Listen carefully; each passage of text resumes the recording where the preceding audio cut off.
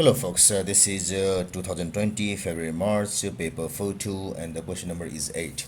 This question is concerned with the chapter magnetic field, of course.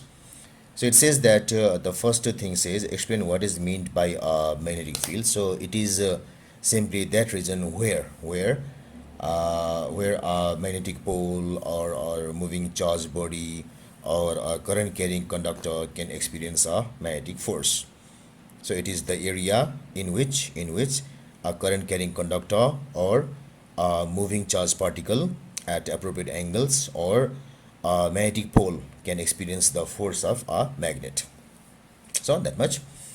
Next is the apparatus shown in figure 8.1 is used in an experiment to find the magnetic flux density B between the poles of a horseshoe magnet. So you can see the horseshoe magnet here.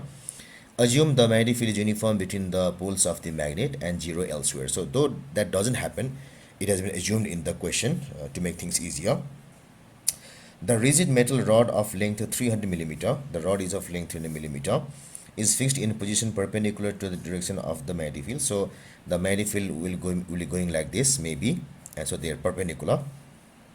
The poles of the magnet are both 45 millimeter long, so this is the 45 millimeter. So that means if any force is created, that force will be applied only along 45 millimeter, not the whole 300 millimeter. So the force will apply along only 45 millimeter. So this is there is a current in the rod which causes a force on the rod. So current there, force there, magnetic field there. The balance is used to determine the magnitude of the force. So it is a part of a balance which is used to determine the magnitude of force. The variation with current I of the force F on the rod is like this. So the variation of current and force is as shown in the graph in the next page. So this is the graph. You can see that when current was 0, force was 0. When current rose, force also rose, and at the very last we have got current equal to 5.0 ampere, and the value of force is equal to 9.0 millinewton. Calculate the magnetic flux density B. So we have F is equal to BIL sine of 90 degree here. It is 90 because it has been said that perpendicular, so it is 90 here.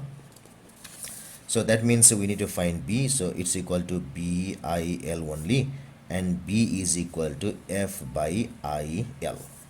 Now let's have some point here. Since it is straight line passing through 0, we can take any point. All of them will give the same reading. So let us take the very highest. So here it is 9. It is 9 milli. So milli means 9 into 10 to the power minus 3 divided. The current here is equal to 5.0 ampere, 5.0, and the length of the conductor where force applies is simply 45 millimeter only. So it is 45 only. So it is into 45 millimeter. So it's equal to 45 into 0 10 to the power minus 3. So this will be, if I do in the calculator, so 9 exponent minus 3 divided bracket 5 into 45 exponent minus 3. So equal to 0.040 and Tesla.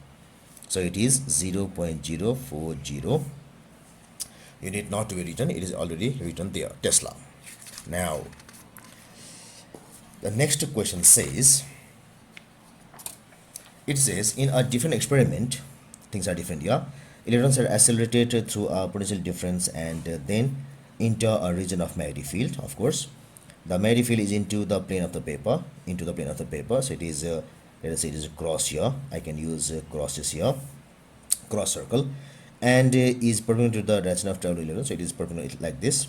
So whatever be the direction of electrons, it will be perpendicular as illustrated. So explain why the electrons follow a circular path when inside the region of the magnetic field. So it is because the direction of force, the direction of the Lorentz force created there is always perpendicular.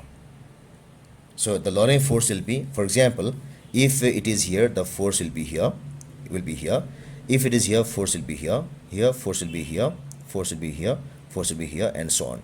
So this force is always perpendicular to the direction of the electron. So here is the direction, here it is the direction, here the direction, here it's it. So it's always perpendicular. So first thing is that the Lorentz force is always perpendicular to the direction of velocity.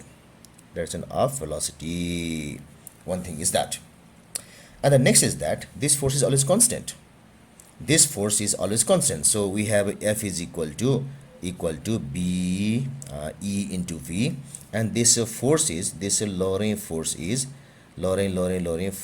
is always constant. Not say always, is constant inside the region. It is constant because B is constant, E is constant, and of course this V also will be constant because we have done nothing to change it. So these are the reasons why the electrons follow circular path. So in a circle, what we have is the speed is constant, whatever it moves, and then it's constant, which makes the force should be constant, and it should be acting towards a certain point. So these forces, they always act towards an exact point like this. So the answer should be somewhat like this. Number 3, state the measurements needed in order to determine the charge to mass ratio and so on. So the formula for charge to mass is simply V by B into R.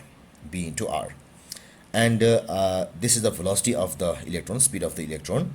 B is the magnetic field strength, which we should know, R. And since V is a difficult thing, so what we can do is we can do like this. So this V is equal to 2eV by mass.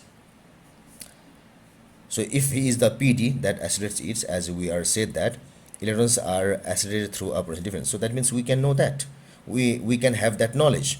So if we know V and if we know this E by m, if we want to know this E by m, then this V can be known, or we can just change these things so that we can have E by m equal to the formula can be expressed in terms of B, R, and this V by taking this E by m there.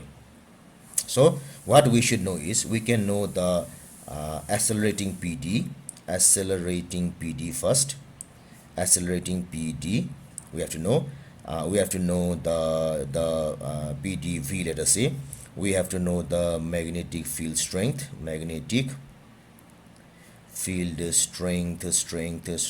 B, we have to know, and we have to measure the radius. Of the path, or we can say the semicircle as well, because it is confirmed here that a semicircle is formed. So that gives the complete answer to this question.